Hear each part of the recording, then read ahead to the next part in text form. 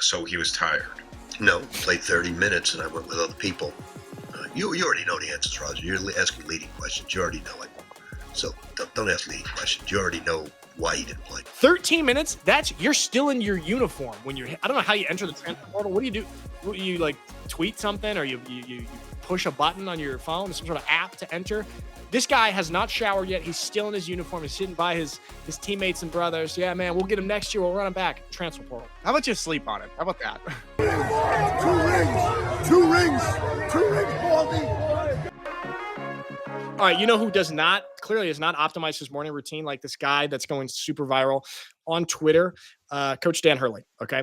No. And they lost in the round of 32, UConn, back-to-back NCAA basketball champions, okay? And Dan Hurley, one of the most prolific coaches in the sport, they lost to Florida, and he had a few different outbursts that went pretty viral. This is one of them right here. I'll start us off with this one. I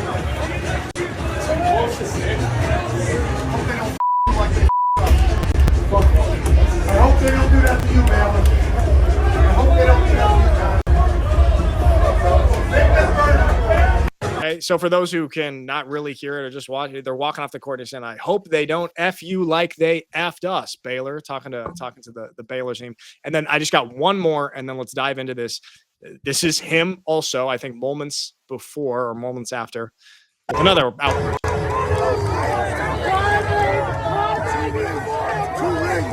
2 rings, Baldy.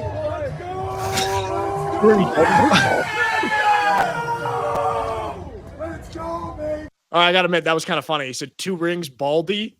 Like, brother man, you are also a Baldy. Nothing wrong with that, but just a little self-awareness. All right, we talked about him on the show before. Obviously, one of the great coaches in college basketball, back-to-back championships.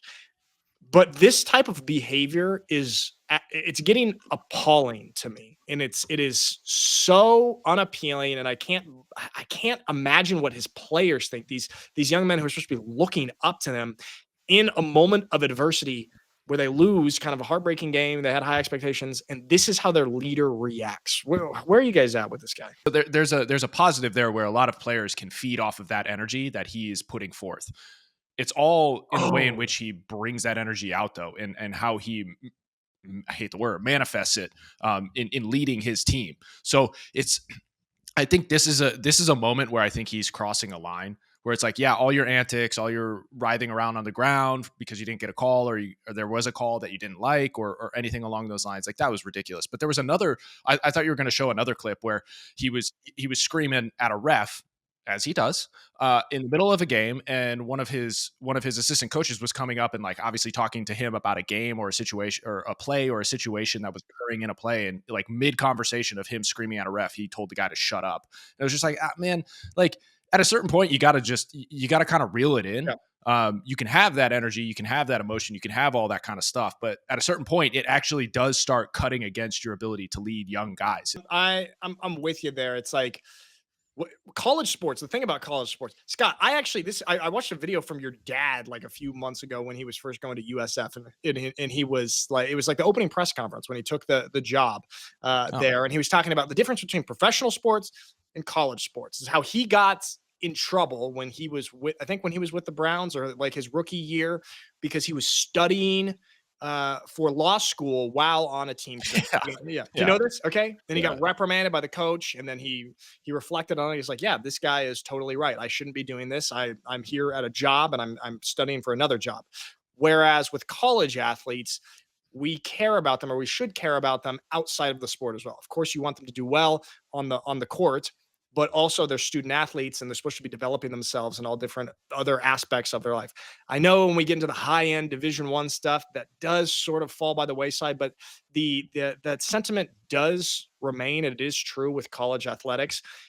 And this screams to me from Dan Hurley, like he only cares about the basketball aspect of these young men.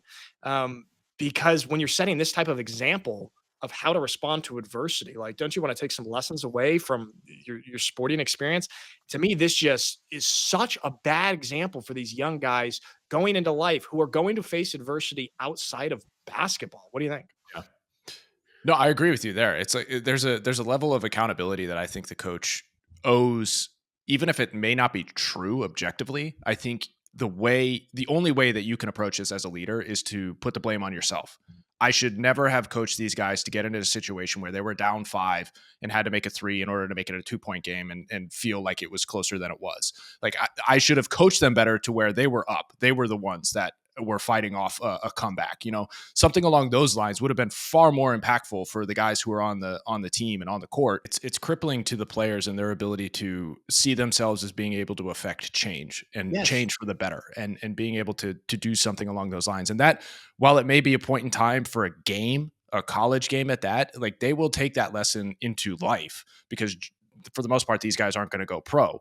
And even if they do, they can utilize that as a strength in whatever they do. So yeah, it's all of this. There's also like just a lack of professionalism. I understand like you accept certain things when you're entering into the environment of competition. Like emotions will run high. They should run high. And like there's an endearing factor to it, as I said at the top. But at the same time, you being a representative of the university, like you have to conduct yourself in a certain way. And you can push it, you can push the envelope, but he took a step outside that envelope and just burn it at the same time when he just continues to do this. Specifically this year, it's been different because we saw him in the Maui Invitational having multiple games where he was just freaking out and again blaming refs. It's like, dude, at a certain point, can't you see, like, even if they have subjective calls that may come through because they're people too, they're fallible as well, can't you see that you may be the problem and you're the one that's irritating them to a point in which they're willing to step that line and maybe make a call that's not in your favor? Like, dude, get a grip. Yeah. I mean, that's in his head, he's thinking that in this way, he's kind of defending his players because he's not going at his players. He's going externally. He's like, see, I'm going to bat for you guys. See, I'll take these battles, all these external battles, but I'm not pointing at you. Like, do you think like that's maybe what's in his head is like, I will defend my players till I die? That's actually kind of a skewed way. That's a good point. I would imagine it's kind of like here's an example that our father uses: best friend dad.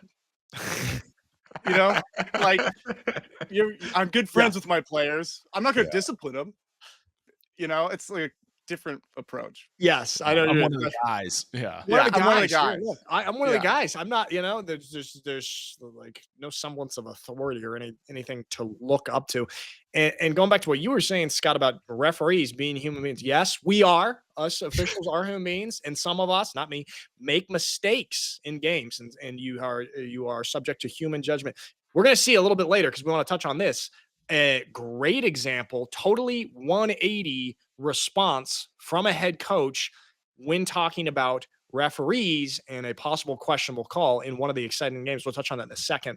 But this is just, I mean, UConn's out. No more Dan Hurley antics until next year. The other thing is he had the opportunity to go. I kind of respect this. Or I do respect this. He did have the opportunity to go to the Lakers, to be the head coach of the Lakers. I think it was a 6-year, $70 million deal. He could be coaching LeBron and Luka right now. Massive deal. Yeah. But he did come back to coach his squad, try and get that three-peat. Didn't get it. Just, I would like to see some maturing from Coach. But he's got 2 rings, Nick. He's got 2 rings. 2 rings, Baldy. All right. Can you get that offer back? That seems like a really good offer. Hey, is that? Hey, Still listen, open? I'm kind of freed up right now. Remember that offer a while back? Also, okay, that's something that we're going to talk about is that's serious. These guys, the second these games end, are taking new jobs. I saw a player go in the transfer portal 13 minutes after their game ended. We saw the Xavier coach. We'll touch on that. But I want to talk about another legendary coach, one of the best in the business, with another kind of controversial situation. Okay. Coach Rick Pitino, St. John's, playing Arkansas, Calipari, the battle of the Italians. Okay. And with 5 minutes left in the game, Coach Pitino takes out his best player, Big East player of the year, RJ Lewis Jr. Okay, he was not playing well. And I'm going to throw up a couple different takes and perspectives on this. For those just listening, this person says, I know RJ Lewis Jr. had been terrible today, but benching your best player in crunch time while your entire team can't shoot is a wild move by Rick Pitino. I think Lewis was 3 for 17, 0 for 3 from 3. But so this person does not like the move by Rick Pitino. This person says, That selfish shot that RJ Lewis Jr. took when they were down 62-60 is probably the reason why he's not in the game. Rick Pitino is old school. Now, lastly, before we dive into it, this is 20 seconds, just so you guys can get a perspective of this is Rick Pitino getting asked about it after the game. Why'd you bench your best player with 5 minutes left to go in a one possession ball game? And here's how he responded. Pretty long stretch at the end. Was that just because he just wasn't making them, or was there something more to it? Played 30 minutes. A long time. So he was tired. No, played 30 minutes, and I went with other people. You already know the answers, Roger. You're asking leading questions. You already know it. So don't ask leading questions. You already know why he didn't play.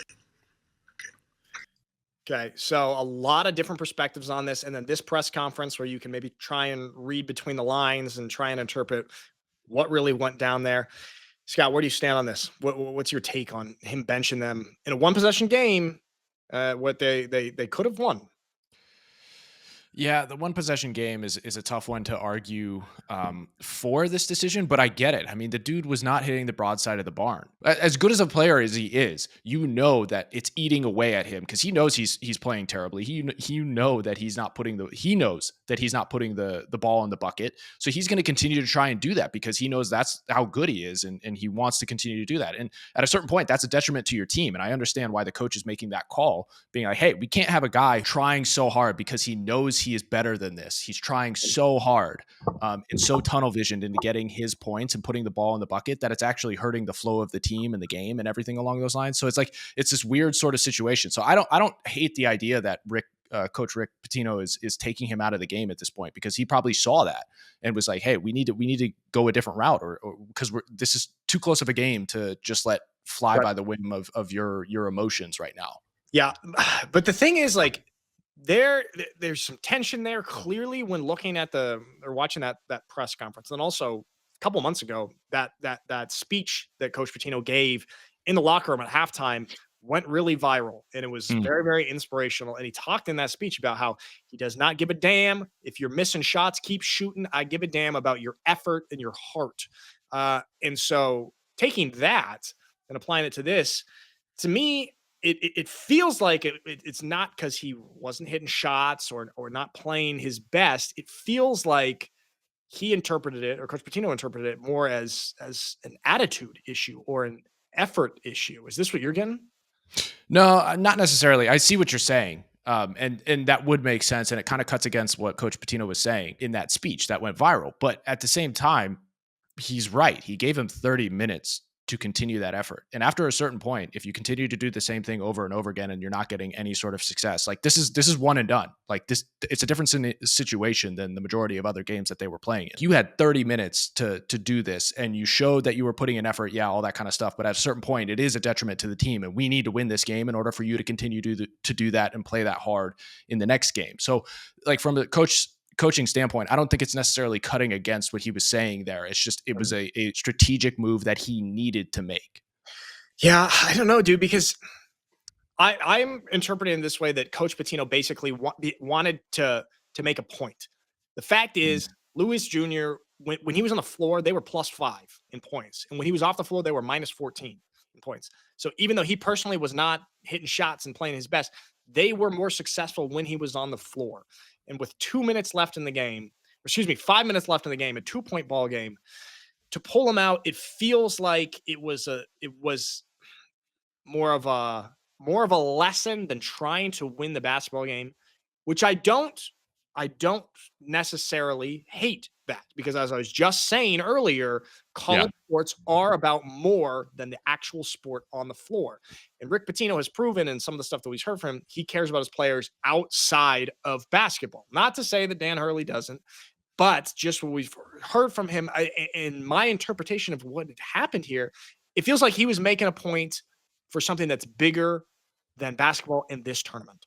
Yeah, two things can be true at the same time, right? So he could be doing this for, honestly, the betterment of the competitive nature of the player, And he could also be doing this because it's the strategic move. And yes, you can get into the plus minus aspect of things, but to be frank, like Pitino's not cut from the cloth of Moneyball statistics and thinking. He's feeling it from a very different or viewing the game from a very different perspective, and he's always coached that way. So he's not ingrained into that, and he probably saw something that we that have been growing up in the Moneyball world for as long as we can remember, we're seeing it in a very different light. And it's not to say one is better than the other, though, my traditional take is usually like get rid of a lot of that statistical analysis especially in the middle of the game and go for what is the right gut feeling. And I think that's just what Pitino did at the same time. And as I just mentioned, like two things can be true at the exact same time.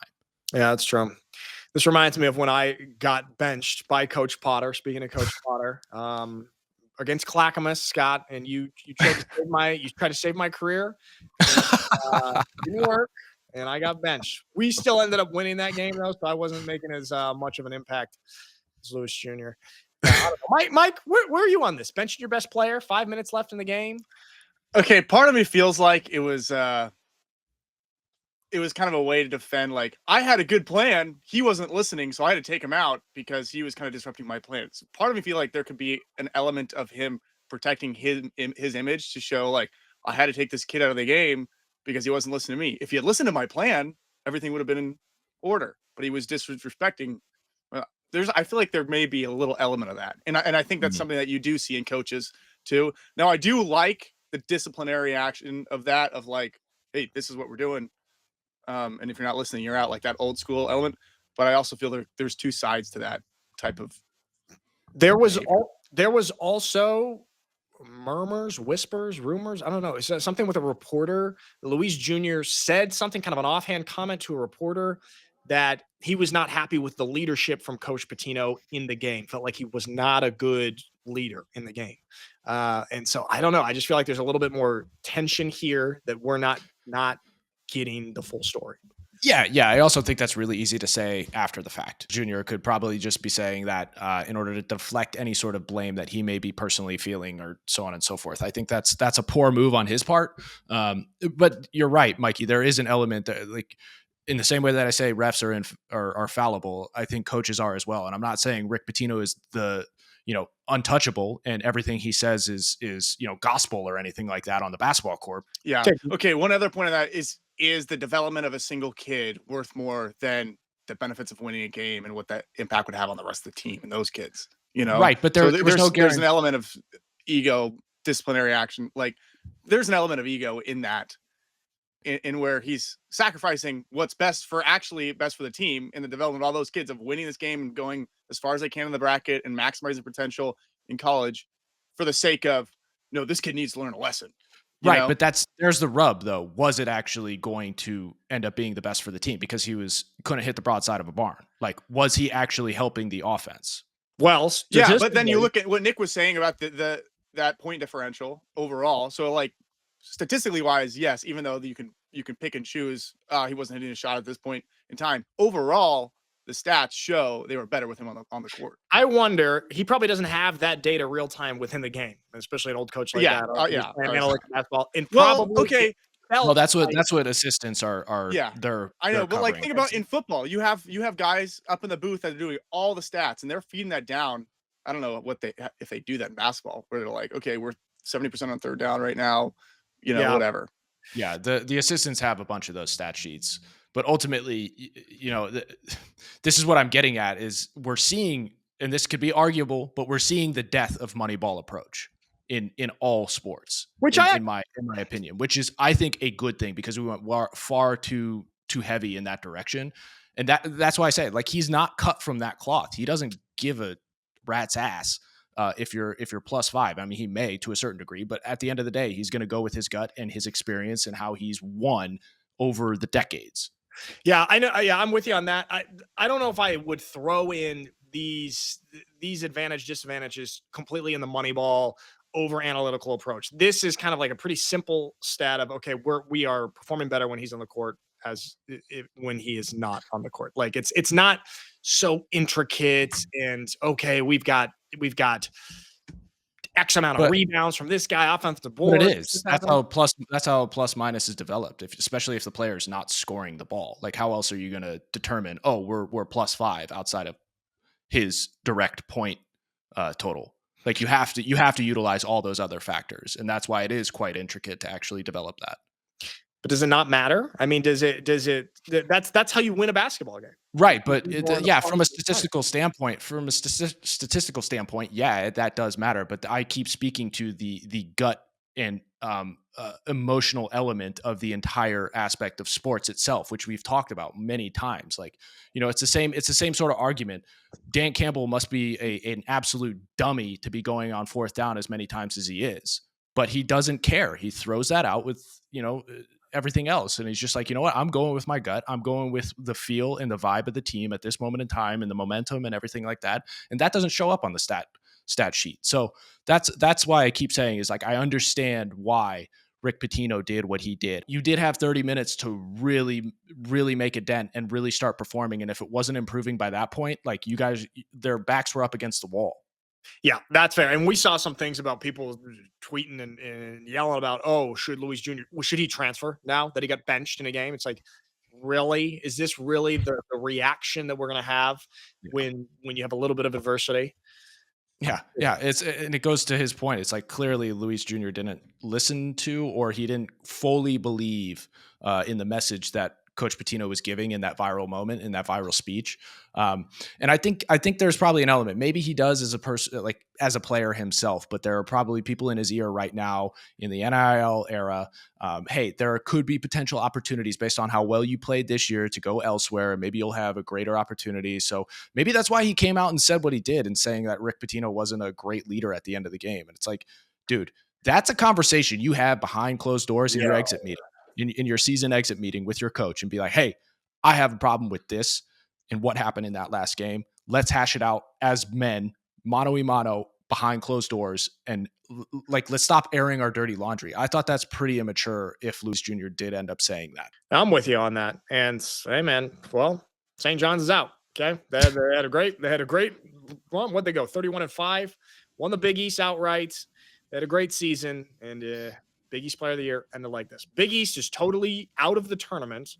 All right, one more game, specific game that I want to touch on in this round of 32, because this is the kind of the third controversy that we have, and it's the Colorado State Maryland game. Colorado State, basically the last, I don't know if you consider a mid-major kind of. Do you consider Colorado State a mid-major? Yeah, Mountain West, yeah. Yeah, okay. Against Maryland's, and Maryland came back and won on a buzzer beater. Now, a lot of people are questioning whether or not this was a travel that Maryland hit on the final shot here. So here it is with sound. Okay. Derik Queen, freshman. Okay. And it's clearly borderline. Look, you've got about 3 steps right there. And a lot of people are upset, up in arms with this. Oh, Colorado State got completely robbed. Where do you stand on this? This one's so hairy because there were these arguments that came out when the Euro step essentially entered into the game of basketball, the NBA and everything like that. Manu Ginobili perfected it to a T, all that kind of stuff. And, there are echoes of that in this play right here. It's hard because you really have to get into the nitty gritty and be like, okay, define what a step is. And is the launching point step included in the actual extension of distance in what you would put into, call it traveling, and the definition of traveling? So it's like we're splitting hairs here. From this standpoint, I think it's fine, but it is, now that I'm looking at it right now, or in real time, I thought it was fine, but looking at it right now, 3 steps is pretty egregious, man. Yeah. Here's my take. It is a travel. Okay. It's kind of borderline. It is a travel, but I'm glad that the refs let it play. I think that we would be kind of up in arms here if this is one of the few kind of magical moments, the only buzzer beater, I think, so far that we've had in the tournament. And if that were to be taken away by what could be construed as a borderline traveling call. Now, granted, I do think that it falls on the side of travel, but I'm fine with them letting them play right here. And also, when we were talking about Dan Hurley earlier, look, Colorado State head coach, Dan Hurley can learn a thing or two from him. Okay. This is his response when asked about this. Look, this is Colorado State mid-major, making it far or into the round of 32, trying to move on. And this is how their head coach responds. Coach, I think there was a time and a day when that would have been a travel at the end of the game. I wonder how you feel about that. I haven't seen the video yet. It's gonna be hard for me to watch. I'm sure I will at some point. I don't know. I don't know. Maybe it was. Maybe it wasn't. But it doesn't matter. They didn't call one.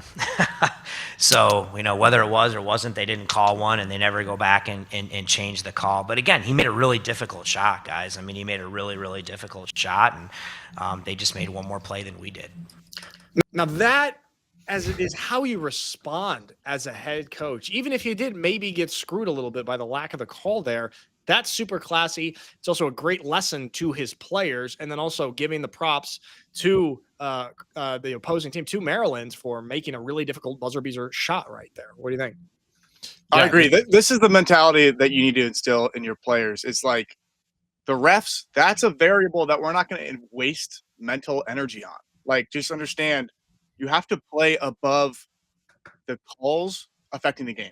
You just focus on what you're doing and do it so well, how we've practiced, that what the call is doing, the inches between different calls are not a factor in our game. And if you're going through the game with that in your mind of what the refs are doing, then you're not focused on what you should be doing. And so I love that response. Who was that coach when we were earlier in the year, when we were watching a Dan Hurley clip, and then another coach who basically said that in the press conference, like, we have no control over the referees. I believe it was Coach Pope, the head coach of Kentucky. I think you might be right. It was just like, that's the mentality to have, man. Yeah, for sure. And it's like, look, I've railed against coach speak, and energy coming from coaches isn't necessarily what I look to as my energizer, right? But at the same time, you got to control the controllables, right? And you got to focus on what you can affect and what change you can affect and the effort you can put forth. And then from there, as long as you're hitting at your capacity and doing as well as you possibly can, it's out of your hands, man. You got to let that ride. So like, I thought this was an incredibly professional response by him. And some can cut against the grain here and say like, oh, of course, it's easy for him to sit up there and say that when he had such a great year and he's probably going to get paid going to another school because he did so well and everything like that. So like, does it really affect him? I don't know. He's probably still happy regardless because he knows his stock just went through the roof. So that could be a stupid argument for a lot of people in saying why he answered it the way that he did. But I still think it is a stupid argument. But I still think he comported himself in the way that a head coach should, and especially for being an example for young men that he is leading. I thought this was the way to do it. Yeah, exactly. And like we said, college sports is, or theoretically should be, about more than what actually just goes on the field or on the court. Now, yeah, but like I even say that even in the professional leagues, I think coaches must approach things in the same manner. Like I don't think that being a leader of a team, like I understand they're grown men and they're not developing younger men, but at the same time, like it's important to at least approach things from a very calm, stoic mindset and not letting these little things affect you in a specific way, so that you can continue to push forward and continue to push yourself and your team forward. I don't know, man. I think in the pros, you have a little bit more leeway to be not like, those guys aren't necessarily looking up to you as an example, like you said, they're grown men. They're not in school anymore. They're getting paid tons of money. I know people in college are now getting paid too, but it's different. Yeah, it's definitely different. They're grown men, but I keep going back to my anecdote here is like, I didn't look up to my high school or college coaches as like role models necessarily, but the way in which they comported themselves mattered. Yeah, that's true. That's fair. You looked up to the cornerback who was a year below you on the team who got benched. Ring a bell? No, I wouldn't say any of my teammates were necessarily role models either in my mind, but okay, Scott, I was trying my hardest. I was younger than you. Gosh. All right. Here's a big thing that is being talked about after we've gone through a couple rounds of the NCAA tournament. All right. And it's this. Let me throw it up.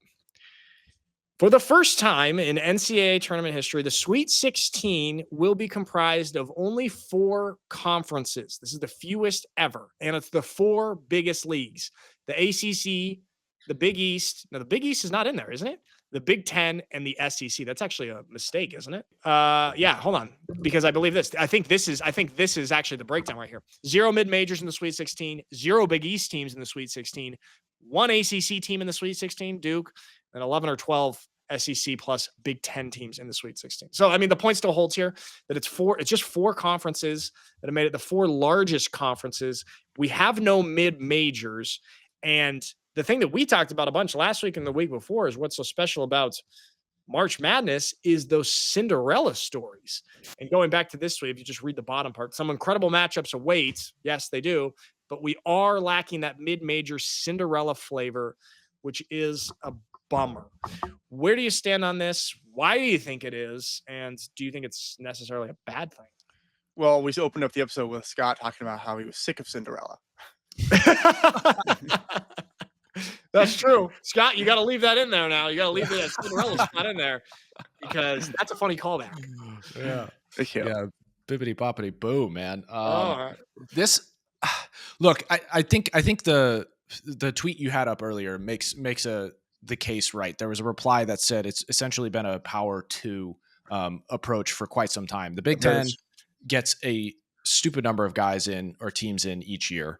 The SEC has, at least this year, really come to prominence and taken over what the ACC generally does. But all in all, it's like, I think the overreaction of the lack of Cinderella stories here is exactly that, an overreaction. It's like, look, 1 year doesn't determine a trend specifically. And just because we don't have Cinderellas doesn't mean that this isn't a great March Madness and that there isn't great competition going on. And like the fact that you're just pining for this storyline all the time just shows that you're kind of like, you have a lack of gratitude for what is like actually going on the court right now. And I think, yes, everybody wants to see that underdog story, that Cinderella story, but that's what makes them so special, is that it's not a yearly thing. It's like, that's what makes them incredible. And that's what makes life so incredible, is because you only got one, right? And you don't know what comes after. I mean, unless you have faith, but it's just like one of those things that it's just, Cinderellas aren't a guarantee.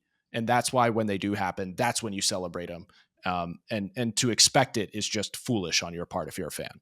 I like that a lot, that Cinderellas are not a guarantee, because then why would they be special? Why would we be even talking about it? Why would it be a point to hammer home if it happened every single year? Now, but if we look at the last couple of years, like in 2024, at this point in the Sweet 16, we still had a few mid-majors. Granted, okay, some of them are the consistent ones. We had Creighton, we had Gonzaga still in the Sweet 16. They're kind of always around.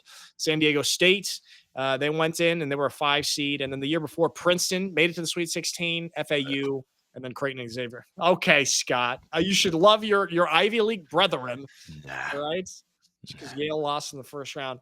And this is people. I understand that people are maybe worried is not the right word, maybe concerned, because this all happens to coincide with the floodgates of NIL, of transfer portal.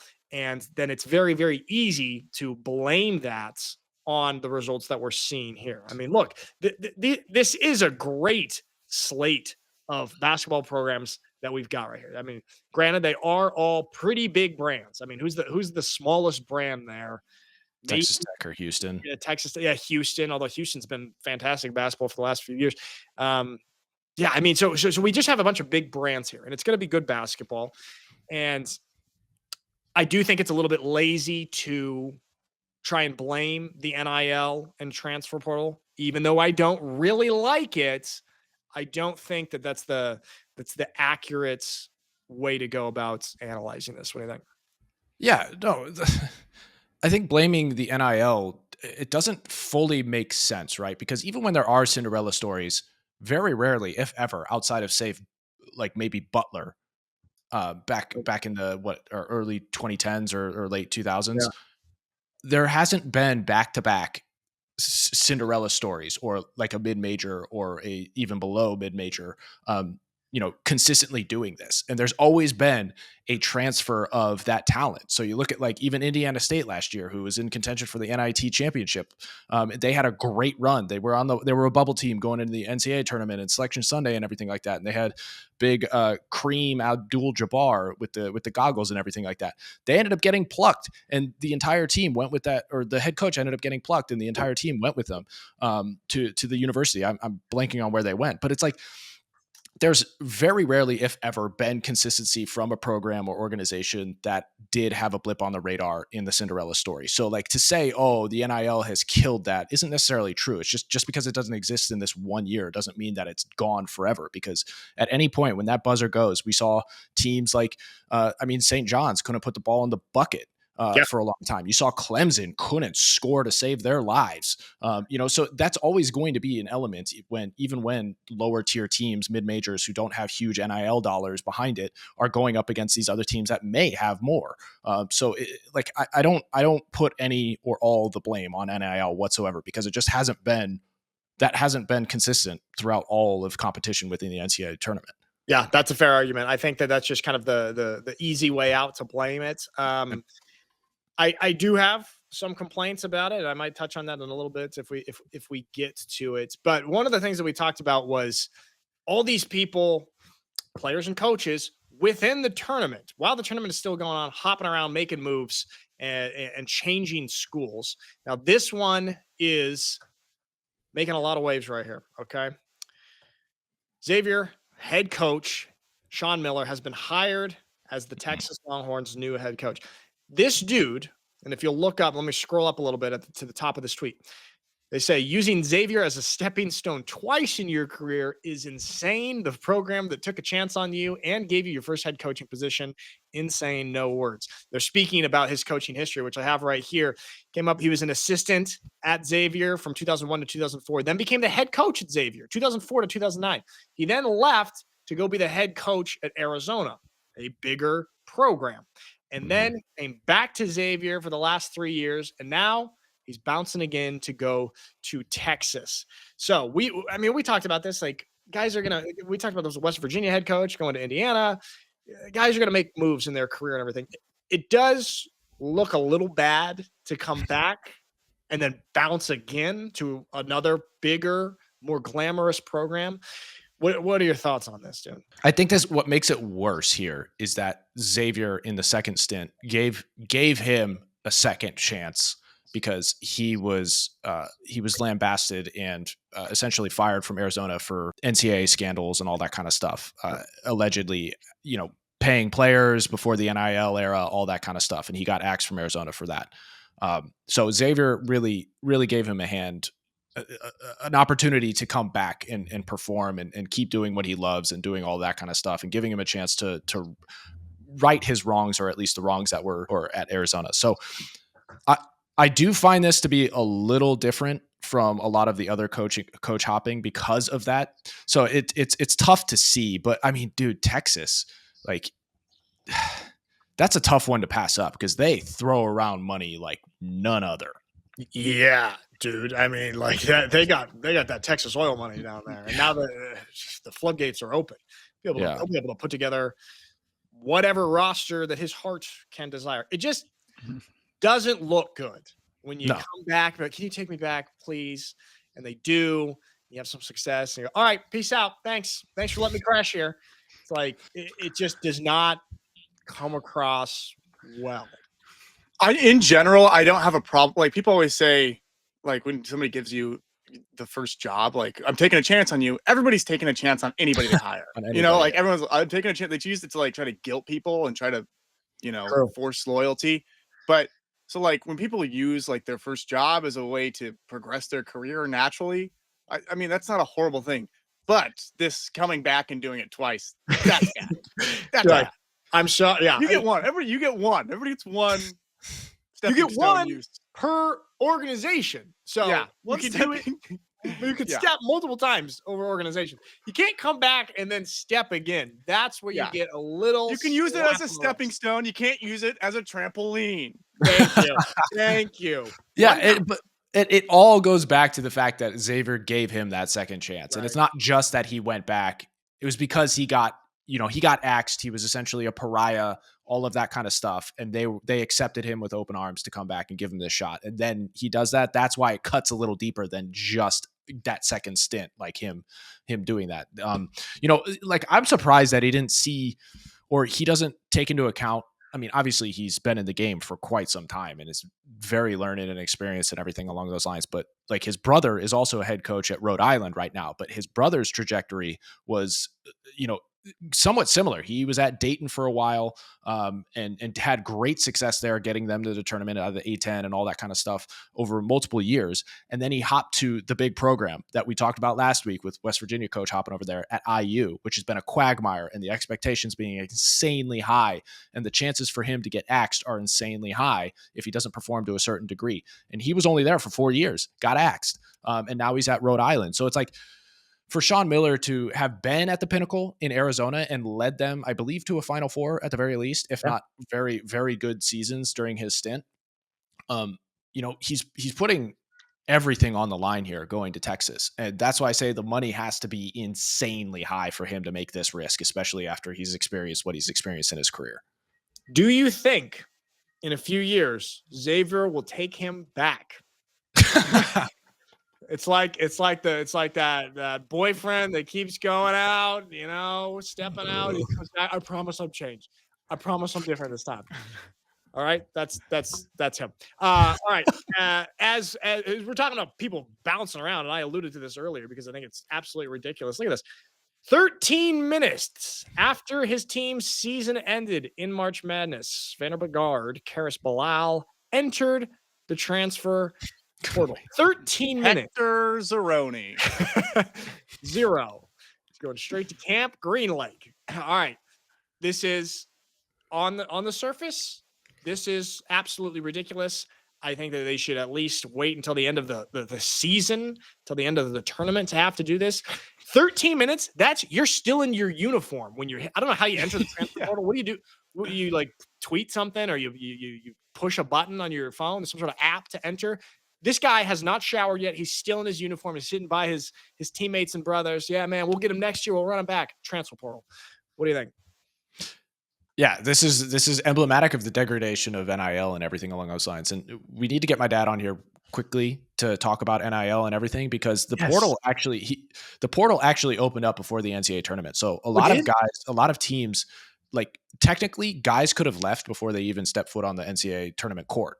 And they could have entered into the portal and done all that kind of stuff. So like there's a problem specifically with the teams that didn't make the NCAA tournament. So like NIT teams, CBI, all of those guys, like they're not able to accept offers to go to those tournaments to get players extra time on the court, extra cash, or anything along those lines, because guys are just hopping out and they can't form a roster because guys are hopping into the portal. So the timing of all this stuff is just so jacked up that I can't believe that they don't wait until a later period. But obviously the player's argument is like, hey, we can't wait this long because of the scholastic year. And also we need to get acclimated to a new team if we are going to be hopping over to a new team. Like we need that element. So like, apparently this is a compromise that the NCAA and the players, I don't think it's an association, but the players have come to in having it open up right before the NCAA tournament starts. But I still think that's absolutely asinine to have that opportunity, because you get stories like this where it's just like, oh, wait, they lost. Was this guy actually bought in if he's hopping out 13 minutes after the loss? Like it's just degrading. Like of course you're going to think about your future come towards the end of the season. You can't help that. And you do have to kind of make some plans and thoughts, but this is just like, okay, I'm waiting. I don't really care what happens to our team in the tournament. I'm ready to go right now. I'm ready for the next chapter. It's like, hey, close the chapter that you're in. Okay. Close the chapter that you're in gracefully before you step into the next one. Maybe wait 15, 20 minutes next time. 13? Okay. It's disrespectful. Why don't you sleep on it? How about you sleep on it? How about that? One night, maybe 2. All right. Last thing. We talked that we beat a dead horse here, but I just think that this is so ridiculous. And I put this up on our TikTok too, or something about this on our TikTok. Our boy, look, no hate to Amir or Khan. This guy's been balling out as a manager.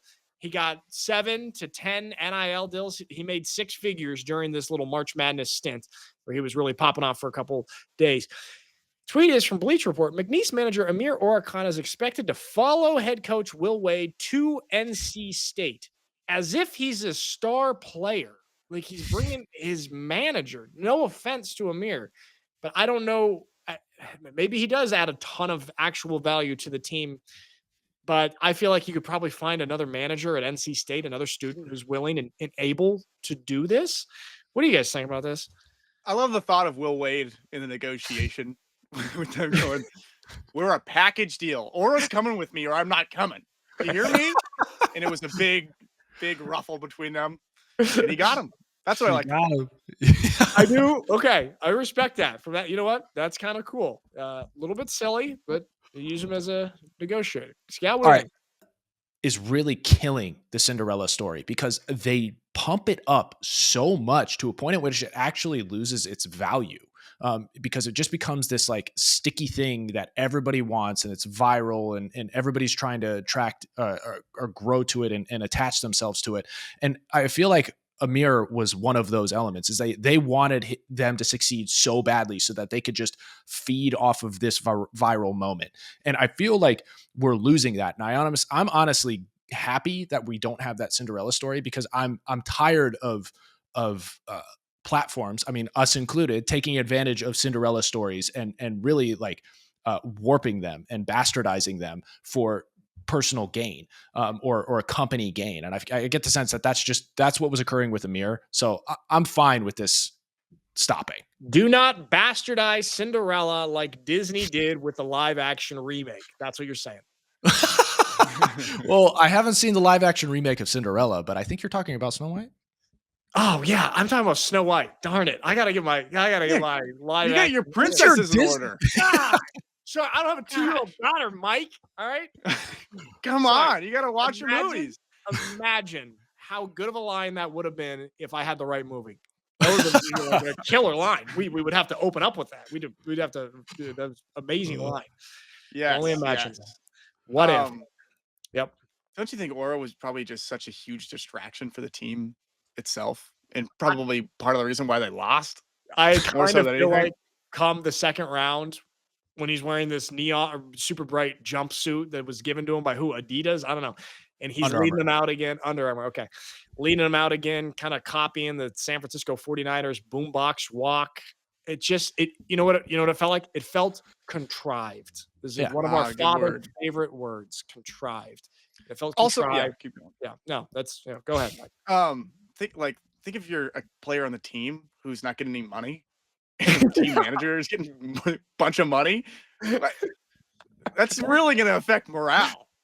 It's like out here in Europe where some players get paid and some don't, and it creates some tension. And if the team manager's getting paid, you look behind him, and it's like these 6'5" athletic guys who are playing their heart out, and they're not getting anywhere near the amount of attention and NIL. Come on, that guy? You're paying this guy? This guy can't even dunk. So that's silliness. And NIL, it's a bubble. Like I said, it's a bubble. You guys remember my really good tweet from last time? One of my best. Yeah, it was a great tweet. Yeah, really good. One of my best. All right. Like a bubble, I'm going to invest at the top. There we go. Buy high, sell low. Amir Khan. All right. That's what we got. Sweet 16. A lot of college basketball. No more Cinderellas. Not Snow White. Cinderella. They are different. Cinderella. No Cinderellas this year, but the Sweet 16 lineup is, it's going to be good basketball. I'm excited for it. Yeah. All right. Thanks, everybody, for watching, and we will be back on Wednesday. See you then.